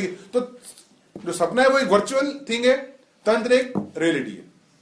तो शरीर में होता है ना, आपको अचानक बूढ़े हो जाते हैं, आपको लगता है कि बेटी की शादी हो रही है, जबकि अभी आपकी खुद की नहीं हो रही, या कभी उल्टा चलता है, कभी लगता है ये हो जाएगा आपके साथ, कभी आपको लगता है वहां गए थे घूमने। आप मतलब भविष्य में भी जाते हैं, अतीत में भी जाते हैं, और इतनी जल्दी जाते हैं आपको समझ। ऐसी ऐसी घटनाएं आप देखते हैं कि जो वो इसलिए क्योंकि अब आपका शरीर भगवान ने सुला दिया है। तो वही मैं हमेशा कहता हूं कि 2 तरह से आपको मजा आता है, या तो ड्रग्स लेके या ध्यान में। तो तंत्र ध्यान है और ड्रीमिंग ड्रग्स है। क्या आपको शरीर को सुला दिया, जिसको हेलुसिनेशन कहते हैं आप। इसलिए मैंने तंत्र की पहली परीक्षा बोली थी, जो अच्छी बात है हुई किसी से, मैंने कहा था लगातार 3 दिन तो कोई मत सोना, ऐसा केमिकल लोचा पैदा हो जाएगा बॉडी में कि आप समझ ही नहीं पाओगे आप हो कौन। तंत्र की पहली, जब भी आप किसी तंत्र के पास जाओगे वो पहला काम ये कराएगा आपसे। तंत्र क्या है? To cross the limitations of body, to exceed the limitation of body. तो तंत्र तनु धातु से बना है। और मजे की बात है, तीनों परंपराओं में तंत्र है। जब शिव परंपरा में तंत्र आता है तो उसको तंत्र कहते हैं। तंत्र, अगर जब भी कोई कहते हैं तांत्रिक या तंत्र कर रहा है, इसका मतलब शिव का उपासक है। जब विष्णु के रूप से वो तंत्र कर रहा है, वहां उसको संहिता कहते हैं, जैसे रावण संहिता। और जब देवी के उससे करते हैं तब उसको विद्या कहते हैं, जैसे दशम महाविद्या, देखा होगा आपने, दशम महाविद्या है ना, महालक्ष्मी जब देवी का तंत्र होता है तब उसको विद्या, श्री विद्या, श्री विद्या भी तंत्र ही है। तो तंत्र के 3 वर्जन है, मतलब 3 आराध्यों, 3 शक्तियों से आप तंत्र कर सकते हैं, शिव से, विष्णु से और देवी से। तो शिव के तंत्र को तंत्र कहते हैं, शिव जी का तंत्र ज्यादा चलता है, इसलिए सब तंत्री हो जाता है आज की डेट में। Otherwise it is only a part of tantra. If it is Vaishnava marg it is called Samhita, if it is Devi marg that is called विद्या। तो श्री विद्या जो है, श्री यंत्र जो है, ये देवी के, ये भी तंत्री। श्री यंत्र बनाना बहुत बड़ा तंत्र है। ये कोई बहुत बड़े मैथमेटिशियन है, उसने कहा है कि वर्ल्ड की जो सबसे अमेजिंग फिगर है वो ये श्री यंत्र है। कहते इतना पावरफुल है ये, जब इसका बैरोमीटर में भी नापा जाता है तो मशीन खराब हो जाती है इनकी। अगर आपने बैरोमीटर पे श्रीयंत्र को चार्ज करके नापा, बैरोमीटर की लाख आती है 1,22,000 2,22,000, श्रीयंत्र की वो लास्ट सुई पे भी वो हिलने जाती है। तो दशम महाविद्या जो देवी का तंत्र है वो दशम महाविद्या। इसमें भी 2 मार्ग हैं, वाम मार्ग और दक्षिण मार्ग। वाम मार्ग थोड़ा सा, वाम मार्ग इज लाइक सर्जरी, काटना पीटना। अपेंडिक्स है, ऑपरेशन कर दो, दांत खराब है उखाड़ दो, टॉन्सिल है निकाल दो। एंड दक्षिण मार्ग इज उपाय, कि दांत खराब है तो टॉन्सिल है, थोड़ा सा दवाई ले ली, वो कर ली। तो दोनों की जरूरत पड़ती है, सर्जरी भी करनी पड़ती है। जब हाथ पांव टूट गया तब तो सर्जरी होती है, जब रॉड लगानी पड़ती है आपको, तो तब आप दवाई से नहीं, रॉड तो मैं नहीं कह रहा कौन अच्छा कौन खराब, मैं कह रहा हूं ये एक डॉक्टर को उपाय करना पड़ता है। जो मैंने अभी शायद संतान वाले में पढ़ाई आप लोगों को, कि संतान तिथि निकाल के फिर देखा जाता है कि आप कौन से सर्जन से होते हैं। जब डॉक्टर के पास जाते हैं ना, सर्जन अलग होता है बेटा और डॉक्टर आपका अलग होता है। वो सर्जन को बताया था भैया इतने का गले का ये सा काटना है, इसका उसको नहीं पता, अच्छा ये काटना है, ला फटाक को सिर्फ सर्जन अलग है। तो ऐसी तंत्र अलग है, पंडित अलग है। हम लोग जब संतान तिथि निकालते हैं तो पहले भी देखते हैं क्या काटना है, कौन सी चीज इसको पकड़ना, और फिर तांत्रिक के आगे प्लेट देते हैं, वो कहता अच्छा ये ठीक है हो जाएगा, अब से मतलब नहीं। उसके बाद फिर आपको वापस जब आपका कट फट जाता है फिर वापस फिर डॉक्टर के पास आ जाते हैं। उसको आप कहते हैं न्यूरो सर्जन जो दिमाग को काटता है, और न्यूरो फिजिशियन, ऐसी कार्डिक सर्जन और कार्डियोलॉजिस्ट। हर कार्डिक सर्जन जो है जो हार्ट को काटेगा, जो एरोटा दुनिया, और कार्डिक सर्जन है जो कार्डियोलॉजिस्ट है वो आपको दवाइयां देगा। पर कार्डियोलॉजिस्ट बताएगा कार्डिक सर्जन को करना क्या, कौन सी नली कितनी ब्लॉक है, क्या है, कौन सा खोलना है, कहां पे पेसमेकर लगाना है, ये वो लगा नहीं सकता, लगाएगा सर्जन। तो सर्जन को आप तांत्रिक कह सकते हैं और फिजिशियन को आप पंडित कह सकते हैं। तो दो मतलब हैंड टू ग्लो है। इसलिए अब जैसे मैंने पिछले क्लास में बताया था, सर्जरी की दुकानें नहीं खुली, सर्जरी के क्लिनिक नहीं होते, you need a big setup. Physician भी होते हैं, ऐसे पंडित ज्यादा होंगे, तांत्रिक बहुत होंगे। तांत्रिक भी बहुत बड़ा सेटअप चाहिए, इसलिए मैं बार बार कंसल्ट करता हूँ कि कंकल एक बहुत बड़ा सेटअप है। आपको इतनी, अब जैसे आपको जब आप सर्जरी कर रहे हैं तो नहीं कुछ भी चाहिए, खून भी चाहिए, पेसमेकर्स भी चाहिए, ये नहीं बस पट्टी रख ली, डिटॉल रख ली और काम हो गया आपका। बहुत चीज ना, मरीज है उस पर एनेस्थीसिया लगा रखा है, 4-5 लोगों की टीम चाहिए, एनेस्थीसिया अलग देख रहा है, एक आदमी आपकी हार्ट की देख रहा है, तो ऐसे ही है। इसलिए जब आप तंत्र करते हैं आपको 4-5-10 लोगों का स्टाफ चाहिए होता है। कोई महामृत्युंजय कर रहा होता है उतनी देर तक, जैसे आप किसी की शव साधना कर रहे हैं, कुछ कर रहे हैं, वो मरना जाए इतनी देर में, तो उतनी देर में वो महामृत्युंजय चलता रहेगा उसको। तो एक आदमी महामृत्युंजय, जैसे ऐसी बात को मशीन में देखो कि इतनी देर में आपकी मशीन को क्या किया, वेंटिलेटर पर रख दिया शरीर को। जब आपकी सर्जरी होती है तो आपका शरीर थोड़ी काम करता है।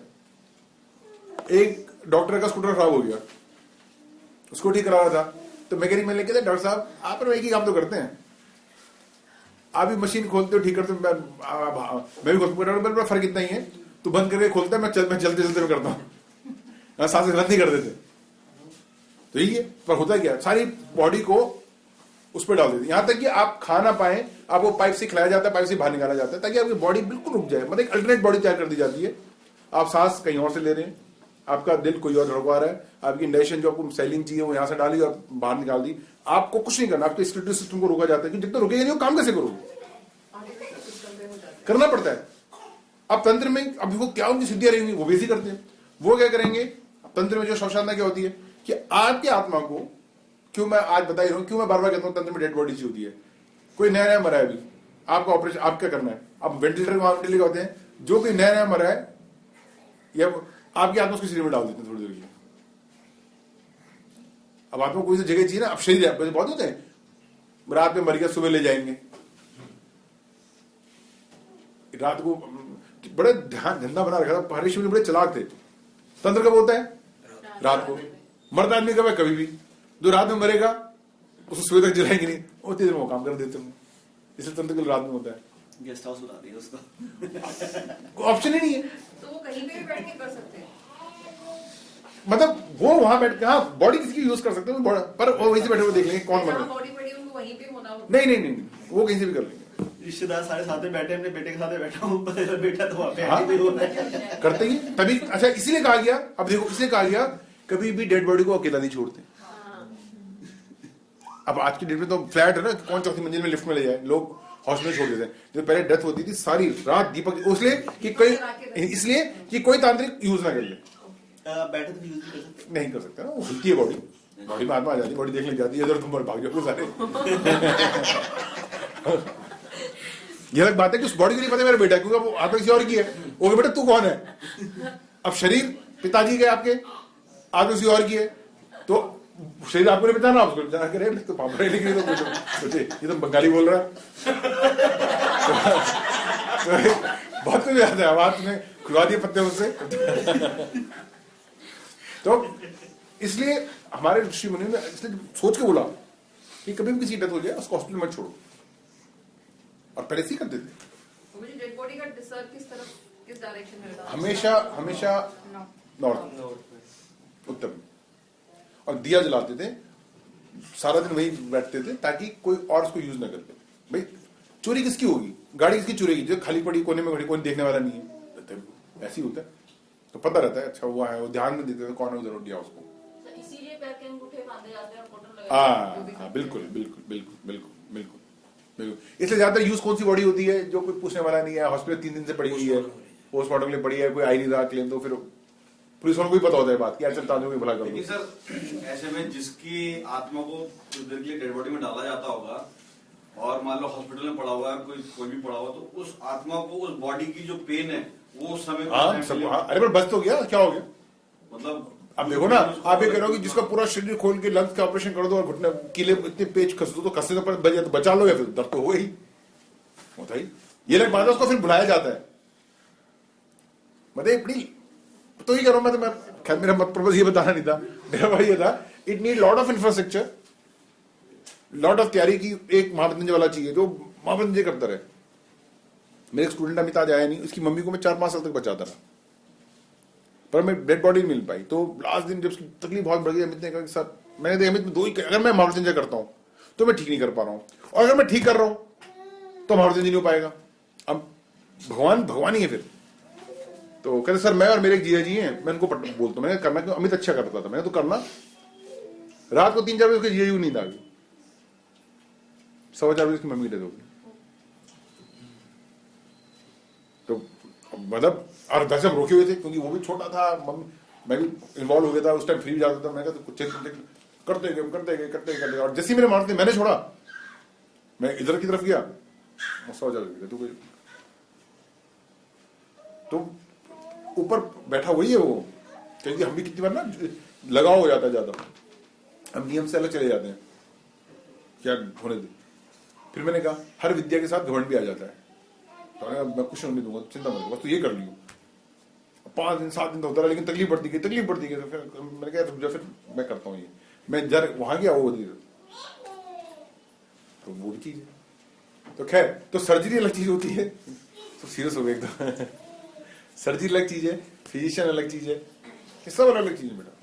सर वो तो लिखी होगी, यदि उनकी डेथ हो तो होना जरूरी है। वो तो है ही, मैंने भी कहा ना कि हम बेटा लगाओ, लेकिन हम उनको प्रेम ठीक रखने के लिए, या हम चाहते हैं कि वो ना जाए, जो भी हमारा है, हम उसके लिए ये सब करते हैं। पर बेटा वैसे नहीं करना चाहिए, सच्चाई तो कि नहीं करना चाहिए ना, मतलब तकलीफ तो, मतलब प्रकृति के खिलाफ तो नहीं जा सकते ना। वही तो मैंने कहा ना, यहाँ आप अपना धर्म उनको ठीक करके उनको अपने साथ भी रखना चाहते हैं, बचाना भी चाहते हैं। मैं वही तो कह रहा हूँ ना, कि वही तो कह रहा हूँ कि, लेकिन कहने वाली बात है, बचाओ भी कहने वाली बात है बेटा। वो तक तो बचाना चाहते हैं, आपको खुद नहीं कुछ करना पड़ रहा। मैं उसके बच्चों को कह दूंगा सुबह 4 बजे उठ के मंत्र करोगे, भैया 2 दिन मत सर जाओ, ये भी सच है। जहां मैंने उससे पैसे मांगे, भैया 15 लाख रुपए रोज का खर्चा हो गया सर, जाओ, हो गया। दो इंसिडेंट सुनाता हूँ, इससे आप समझ आ जाएंगे। हमारी एक स्टूडेंट थी, अभी भी है इनफैक्ट, रजनी आगरा से, उसके किसी कजन का एक्सीडेंट हो गया, सर फट गया लड़के का, बस अपोलो में ले गए, वो सारा परिवार मेरे पास आ गया। मैंने कहा देखो अब सर फट गया तो डॉक्टर, हाँ मैं मरने नहीं दूंगा, ये मेरी जिम्मेदारी है। भावुक थे, रो रहे थे माँ की, सर गुरुजी, मैं आप चिंता मत करो, मरे नहीं लड़का। एक दिन हो गया, 2 दिन, 3 दिन बाद लड़की का पिता आके लाया मेरे पास अकेले में, कहते गुरुजी 3 दिन में मेरी 2 लड़कियों का दहेज खा चुका है। कह रहे 1.5 लाख का इंजेक्शन लग रहा है, और डॉक्टर कह रहे जी ठीक है आप कुछ नहीं कर सकते, कह रहे जाने दो। बाप कह रहा है जिसका 19 साल का लड़का है, और वो ये नहीं हो बाप निर्दयी है। जब आप किसी स्थिति में होते हैं ना, रियलिटी में तब आप समझते हैं कि फैक्ट क्या है। तो कहता किसी को बता रहा, वो आया अकेले में, कल को हीरा के देखा साले जवान बेटा, या कल उसकी वाइफ लड़ती, अकेले में आया मेरे पास। हाँ ठीक है आप जाओ, आज रात में छोड़ दूंगा वापस। This is the vulnerability. Second आप कह रहे हैं हम बचाना चाहते हैं कि किस लिए, फिर नाम नहीं बताऊंगा। एक स्टूडेंट का कुछ प्रॉब्लम हो गई तांत्रिक, ठीक भी कर दिया, सर प्लीज नाम बता दो किसने किया था। मैंने बेटा हमारे उसमें नाम नहीं बताते। नहीं सर बताओ तो बता दो, सर बता दो, इसको भी पीछे पड़ गई प्रियंका के, नहीं प्रियंका तू बोल दे सर को प्लीज बता दो। मैंने कहा नहीं बता सकते नहीं। एक दिन उसने अपॉइंटमेंट ली, सर मुझे बस आके सचित रहूंगी। मैं तो क्या सचित रह लेगी, कोई तेरे घर में आके धुआं फेंक तो क्या सचित रहेगी। जब मैंने कर दी अच्छा सब समझ गया, सर फिर थोड़ा सा बताओ, एक बार बताओ। चल मैं कहा मैं बेटा 5-1 लाख रुपए खर्चा आएगा, नाम बताने कि सर इसे नाम बता के क्या होगा ना, मैं करूंगी क्या बता करके। मैंने कहा, और मैंने सोच रखा था कि हमें देती हूँ तो मैं बता देता। वो लास्ट में पिक्चर अटक गई। मैंने कहा चल ठीक है चल, मैंने बेटा 5-1 लाख रुपए लग जाएंगे थोड़ा, क्योंकि अब देख मैं बचाने के तो पैसे नहीं लेता, लेकिन नाम बताएंगे मुझे लेने पड़ेंगे, क्योंकि फिर मुझे हाँ सर वैसे गुरुजी आपने कर तो दिया ना सब ठीक। तो अब आप समझ रहे हैं, तो आप किस लेवल पे बचाना चाह रहे हो ये भी तो पहले पता चले आपकी इन्वॉल्वमेंट क्या है। तो फिर बड़ा अरे आपको अब डेड बॉडी लानी है किसी पुलिस वाला, 1-1.5 लाख से नीचे की डेड बॉडी मिलती है। जिंदा आदमी सस्ता है, मरा हुआ आदमी महंगा है। मैं आपसे कह दूं ठीक है जी ले आओ डेड बॉडी ले आओ, आप करके सोच के देखो, प्रैक्टिस करो, ठीक करो, मैं कर दूंगा डेड बॉडी ले आओ शाम तक, नहीं ला सकते। जबकि सब पूरा इंफ्रास्ट्रक्चर है, पूरा इंफ्रास्ट्रक्चर है, पर आप नहीं जा सकते। तो वो दोनों चीजें बेटा, मैं आपको छोटा सा थोड़ी सी बात दिखता है आपको अच्छा लग रहा है, थोड़ा सा कह दूं कुछ कि चलो आप घाट पे आ जाओ और ये कर लेना है, कुछ ऐसी बात जो मर्यादा के खिलाफ हो, आपको यार नहीं छोड़ो पता नहीं क्या हो रहा है, तो अब हमने दूसरे को टिका दिया, इसलिए दूर रखा जाता है। ठीक है, ये सब ना सबके लिए ना होना चाहिए, क्योंकि है तो सर्जरी किसी लड़की का है, लड़के का सर फट गया, डॉक्टर पूछा थोड़ी भाई साहब आपके बाल काट दूं, हो जाएगा सिर्फ क्लॉट है, पहले गंजा करता सीधा और क्लॉट कर, अब बाद में आपको तो मेरे बाल क्यों काटे, पता है मेरे बाल मेरी मॉडलिंग, आपको किसकी मॉडलिंग, तो वही चीज है। तो देश काल परिस्थिति बेटा तभी दिखे, मतलब सबके बस की है नहीं, सबके लिए होता है, ये सारी बात यही, कोई बन गई बात, कोई चीज समझ आ गई किसी को तब, अदरवाइज नहीं। चलो आज बहुत बातें हो गई, इतनी देर हो गई, चाय वाय पिला रही है, ऐसी बुलवा जा रहे हो।